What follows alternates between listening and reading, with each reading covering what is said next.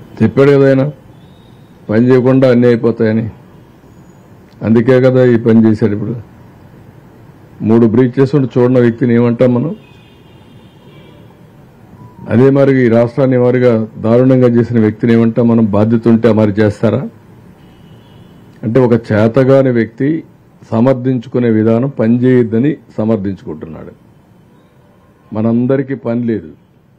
ప్రజలు కష్టాల్లో ఉంటే ప్రజల కష్టాలు గాలి కొదిలిపెట్టి విలాసవంతమైన జీవితాన్ని గడిపిన వ్యక్తి మన గురించి మాట్లాడే అర్హత లేదు.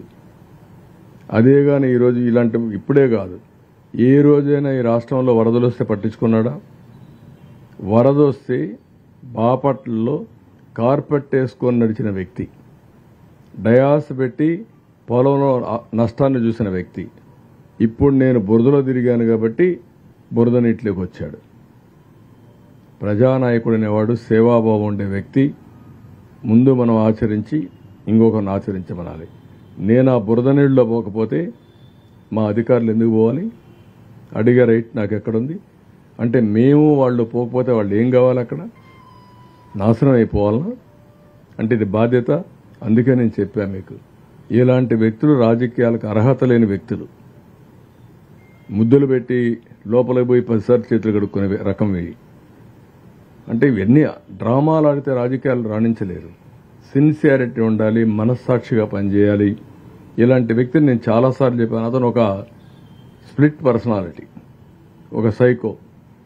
ఆయన అనుకున్నదే రైట్ అని మనం నమ్మిస్తాడు, మెస్ప్రైజం చేయడం, అదే మాట్లాడుతూ ఉంటాడు. ఇప్పుడు కూడా ఈ రోజు కూడా చూశాను నేను.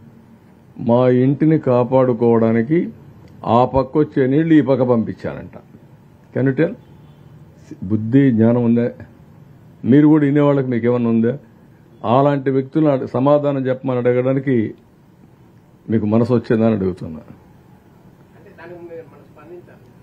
ఎందుకు అటువంటి చెత్త మనుషులతో స్పందించాలనా?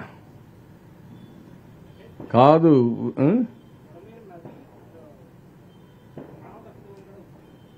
కాదు. బుడమేరు నది అది ఒక వాగు, అది ఒక డ్రెయిన్కు నదికి డిఫరెంట్ జరిగిన వాటిని ఏమంటాం? ఇంకా అలాంటి వ్యక్తిని మేము మాట్లాడుతున్నాం. ఇప్పుడు దానికి గేట్లు ఎత్తేసామంట, దానికి నీళ్లు ఈ పక్క నుంచి ఆ పక్క పంపించామంట.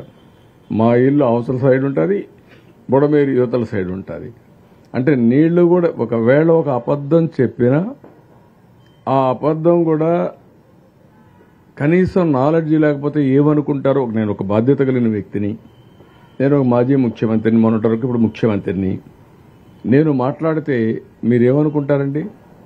కృష్ణా నదికి బుడమేరుకు వ్యత్యాసం తెలియకపోతే 2 నదులు చేసేస్తే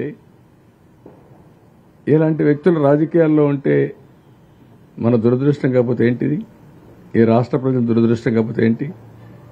అందుకే పొటాటోకి ఆ రోజు మీరు చూశారు, టమోటాకి పొటాటోకి వ్యత్యాసం తెలియకుండా మాట్లాడాడు. వీళ్ళేం చేస్తారు రాజకీయాలండి? స్పష్టత లేదు, సబ్జెక్ట్ లేదు, నేర్చుకోవాలని ఆలోచన లేదు.